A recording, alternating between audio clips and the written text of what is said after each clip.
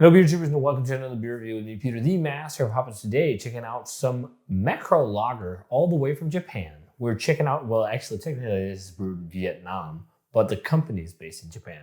So I recently was buying some different things for cooking on a web shop that sold a lot of ingredients from Southeast Asia, from like Japan and Korea and different places, Vietnam, because there was a few things I needed to stock up in my pantry, but they were also selling some beers from around Southeast Asia.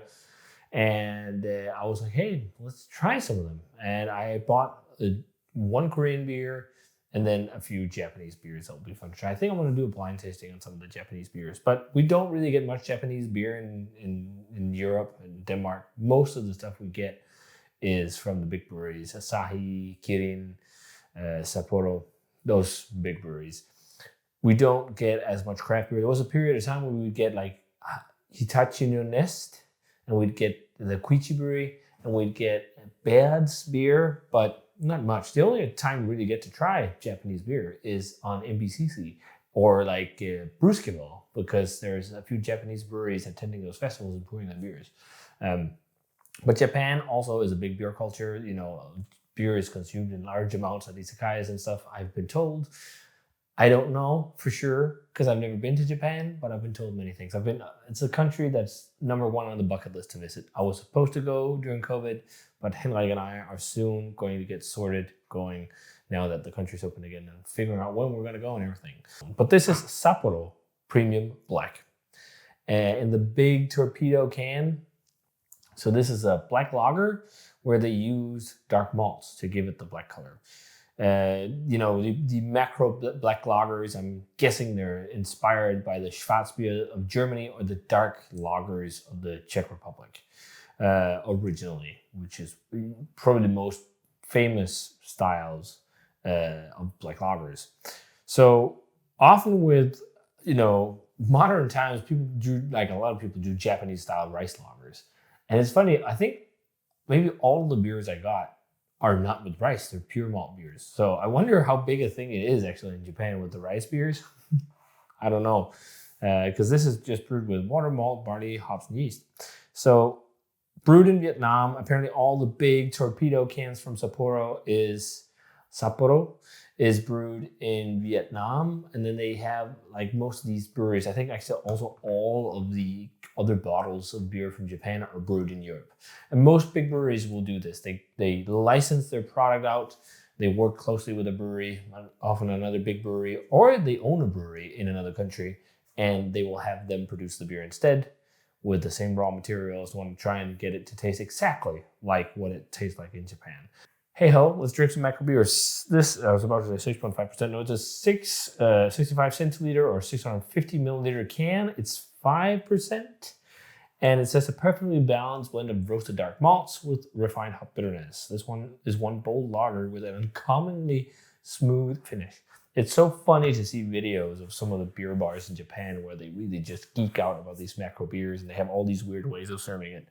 That's something I want to experience when I'm there, whenever we get to plan the trip again. So this pours a black color. It's actually quite black. There's just a touch of red in the bottom of the glass.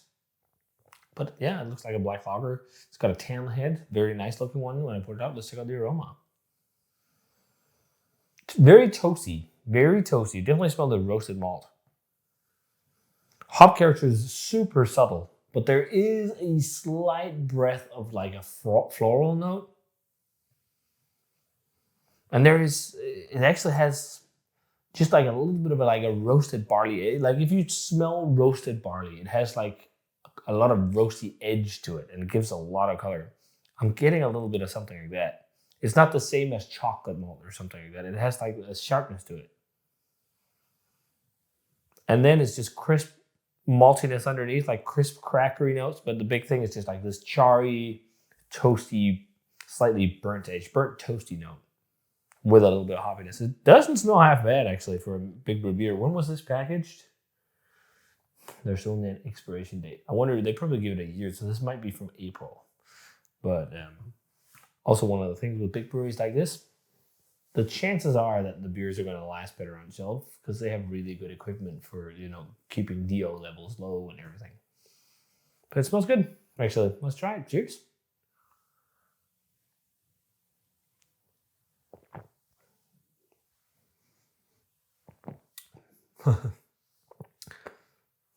So this is something you should serve to people who say they don't like dark beer.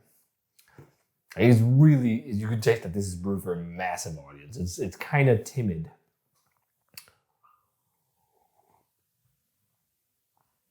It's not bad. Like, there's no off flavors, no flaws. It's just like a little bit. It's not got that vibrancy you get of like a fresh brewed, microbrewed Schwarzbier, for example, from Germany, where it's just like, oh, and all the fresh, vibrant maltiness. This is, I think a lot of the things, especially with Japanese lagers, it's like they're brewed for real purity. Like they have to be really like light and clean and like just super soft flavors. I think that seems to be like the common thread with a lot of those. They shouldn't be super rich. This definitely is more rich than most like Japanese lagers in terms the macro ones, at least that I've had. I've only had those big ones, and then Kirin, Sapporo, and Asahi. But yeah, it leaves a lot to be desired for a beer geek. It has like a crisp body, slightly thin, and then it really quickly falls flat on the palate, just like washes away, and then like you just want to drink more. It really feels like a food beer. It feels like something you'd sit and hammer and just drink loads of while eating skewers at an izakaya, or pairing with like food in general, like just like the yakisoba I did for dinner. For something like that, it feels like it's nice. Really long day of work, you just like slug this down. But I just had a 2.8% beer from Delasen Petit Bulba, and that just was so amazing compared to something like this. But I also don't think this is terrible. Like a lot of people was like, oh, this is shit. Like this is not a flavor explosion, but this is not what these kind of beers are about. These are brewed for a different purpose. It is really toasty. Like the most prominent flavor of it is like the toastiness of roasted malt. Like toasty, but then no bitterness. Maybe it's like cold infused or something. Often you get bitterness from roasted malt. But there's like next to no bitterness at all. What's there is like gentle on the back. Like a bit of a husky dark malt thing.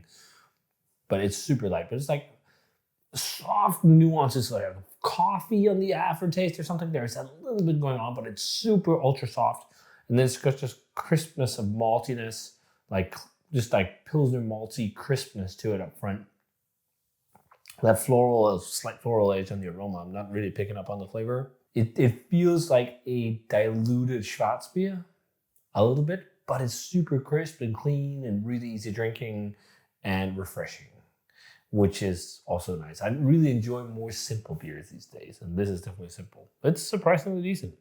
It's not something that's going to rock your world, but have this with some nice Japanese food. I think you'd dig it. Yeah, in terms of a grade, I think I'm going to go straight 80. If we have to go a little bit lower, maybe 7, 8, but not lower than that. There's no flaws. This is okay. This is okay. We don't need to trash talk when a beer is okay, and as it should be. Just because it's macro. And fuck macro. But yeah, there's definitely a lot of craft breweries you can rant about as well. But this is, I think, worth a revisit if you haven't had it in a long time. It's not a bad beer. So Sapporo Black. Fun to try this one. I might have had this once before. I'm not entirely sure. It's definitely not something I've tried in a long time. I think I've had the black in this one because I remember this cool looking can where it's like silver and turning into black. But yeah, if you guys had this one, this was a long video. Let me know what you thought of it. As always, remember to comment, subscribe, check out the Facebook fan page, Twitter, and Instagram. Give the video a thumbs up if you enjoyed it, and ring the bell for future notification about videos. And I'm going to say cheers and some Japanese black lager, and see you guys in another beer review.